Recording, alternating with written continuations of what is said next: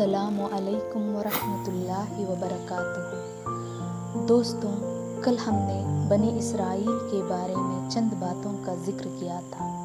چلیں آج چند باتوں کا ملاحظہ فرماتے ہیں۔ دوستوں، ہم میں سے بہت سے لوگ نہیں جانتے کہ یہودی ہے کون اور ان کا بنی اسماعیل سے کیا رشتہ ہے۔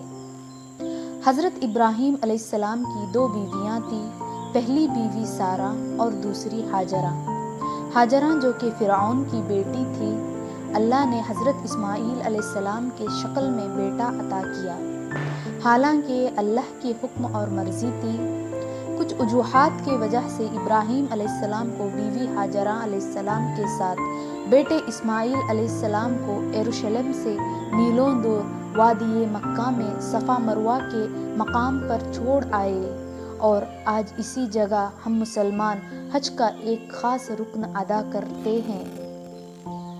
بیوی ہاجرہ اور اسماعیل علیہ السلام کے مکہ چلے جانے کے بعد اللہ نے بیوی سارہ کو بھی بیٹا عطا کیا، جس کا نام اسحاق رکھا گیا، اور اسی اسحاق علیہ السلام کے بیٹے یعقوب علیہ السلام کو بنی اسرائیل کہا جاتا ہے۔ یوں سمجھ لیجئے کہ اسحاق علیہ السلام اور اسماعیل علیہ السلام 2 بھائی تھے۔ چھوٹے بھائی اسحاق علیہ السلام کی نسل جو فلسطین میں پلی پھولی وہ بنی اسرائیل کہلائی، اور جس میں سے دانیال علیہ السلام، یوسف علیہ السلام، ایوب علیہ السلام، داؤد علیہ السلام، ایلیا علیہ السلام، سلیمان علیہ السلام، موسیٰ علیہ السلام اور عیسیٰ علیہ السلام جیسے اعلی مرتبے والے انبیاء نے جنم لیا، جبکہ بڑے بیٹے اسماعیل علیہ السلام کی اولاد سرزمین حجاز، موجودہ سعودی عرب کی وادی مکہ میں آل اسماعیل کے نام سے آگے بڑھی۔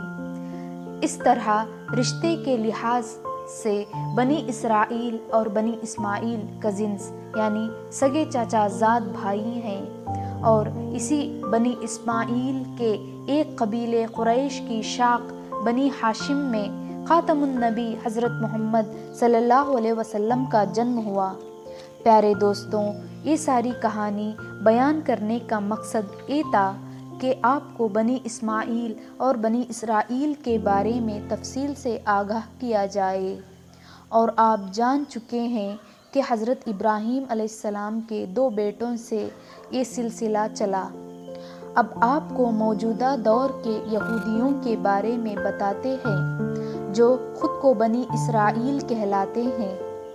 ان یہودی اور عربوں یعنی مسلمانوں میں جو جھگڑا چل رہا ہے، اس جھگڑے کی اصل وجہ حضرت یعقوب علیہ السلام پر وحی ہونے والے وہ جملے ہیں جس کا تذکرہ ویڈیو کے آغاز میں ہوا تھا کہ جب حضرت یعقوب علیہ السلام نے ماموں کے گھر جاتے ہوئے راستے میں پتھر پر سر رکھ کر رات گزاری اور وہ خواب دیکھا جس میں اللہ نے انہیں بشارت دی کہ میں تجھے برکت دوں گا، تیری اولاد کو کثیر کر دوں گا، یہ زمین تیرے لیے کر دوں گا اور تیرے بعد تیرے اولاد کے لیے۔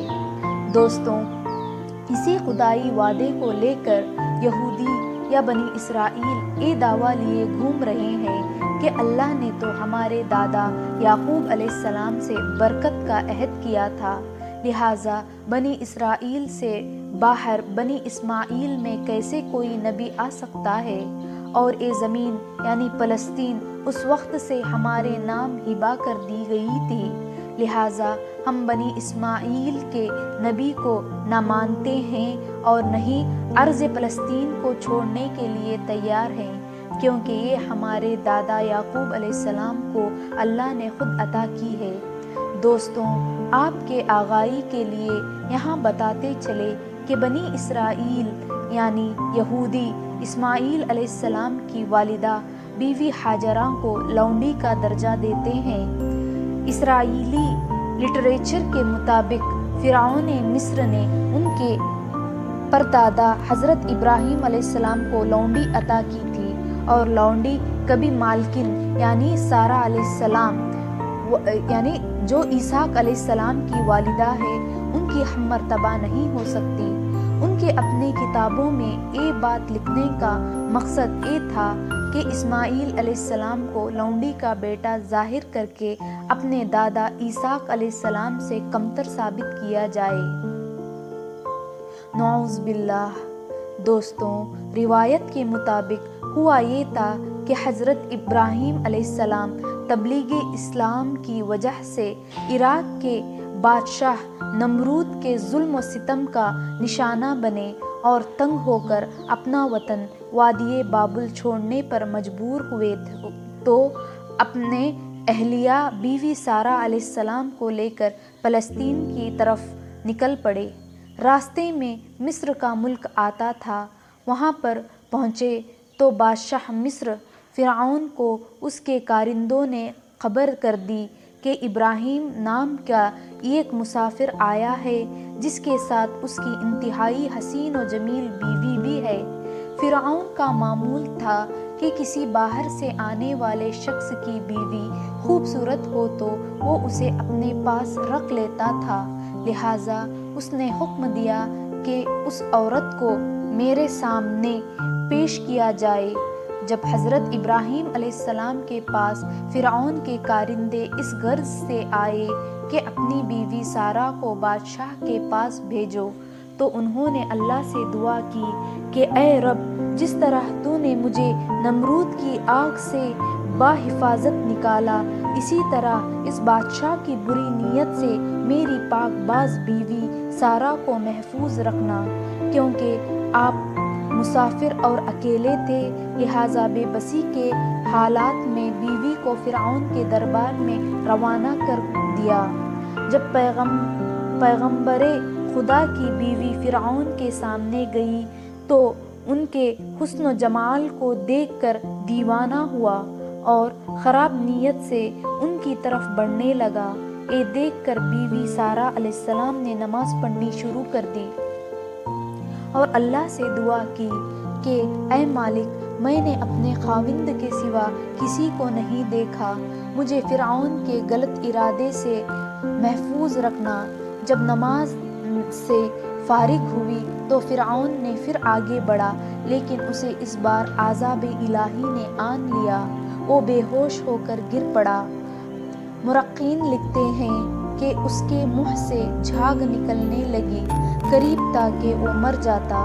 یہ دیکھ کر سارہ علیہ السلام کو پریشانی ہوئی کہ اگر یہ مر گیا تو بادشاہ کے قتل کا الزام مجھ پر آئے گا۔ انہوں نے پھر اللہ سے دعا کی کہ اسے ٹھیک کر دے۔ جب وہ ٹھیک ہو گئے تو اس نے وہی پھر سے دہرائی۔ پھر سارہ علیہ السلام کو دوبارہ دعا کرنی پڑی۔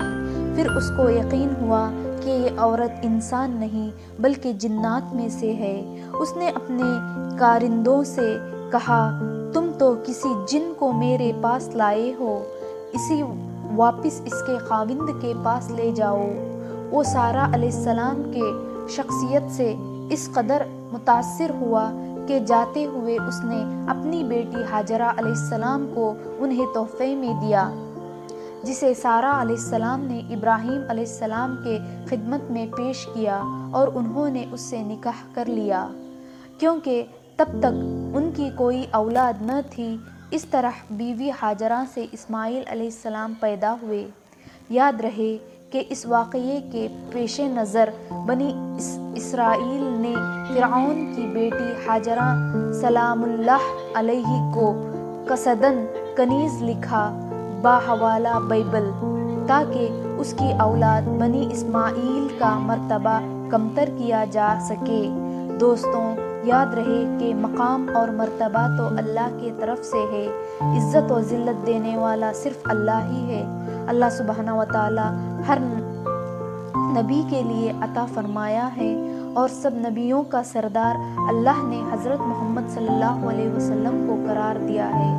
دوستوں، کچھ باتیں آگے کے ویڈیو میں۔ آپ کو میرا ویڈیو اچھا لگا ہو تو پلیز آپ سبسکرائب کیجئے میرے چینل کو۔ السلام علیکم ورحمۃ اللہ وبرکاتہ۔